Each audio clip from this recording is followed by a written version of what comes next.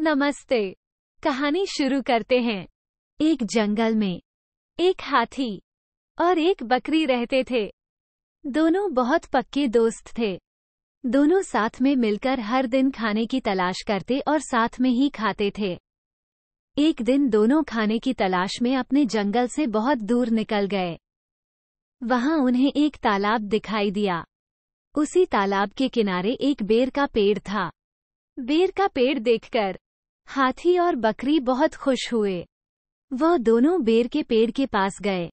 फिर हाथी ने अपनी सूंड से बेर के पेड़ को जोर से हिलाया और जमीन पर ढेर सारे पके हुए बेर गिरने लगे।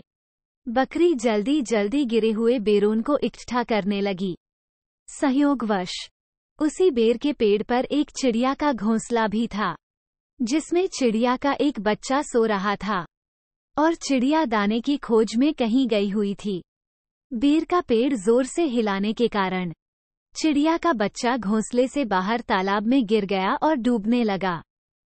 चिड़िया के बच्चे को डूबता हुआ देखकर उसे बचाने के लिए बकरी तालाब में कूद गई, लेकिन बकरी को तैरना नहीं आता था। इस वजह से वह भी तालाब में डूबने लगी। बकरी को डूबता हुआ देखकर हाथी भी तालाब में कूद गया और उसने चिड़िया के बच्चे और बकरी दोनों को डूबने से बचा लिया। इतने में चिड़िया भी वहां पर आ गई थी और वह अपने बच्चे को सही सलामत देखकर बहुत खुश हुई। उसने हाथी और बकरी को इसी तालाब और बेर के पेड़ के पास रहने के लिए कहा। तब से हाथी और बकरी भी चिड़िया के साथ उस बेर के पेड़ के नीचे रहने लगे।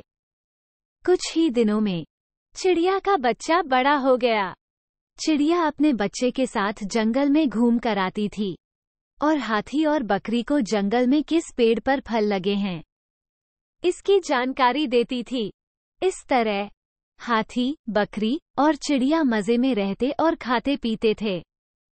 इस कहानी से हमें ये सीख मिलती है कि हमें किसी का बुरा नहीं करना चाहिए। अगर हमारी गलती से किसी को परेशानी होती है तो हमें उस गलती को सुधारना चाहिए और मन मुटाव को दूर करते हुए एक दूसरे की मदद करनी चाहिए। कहानी समाप्त। धन्यवाद।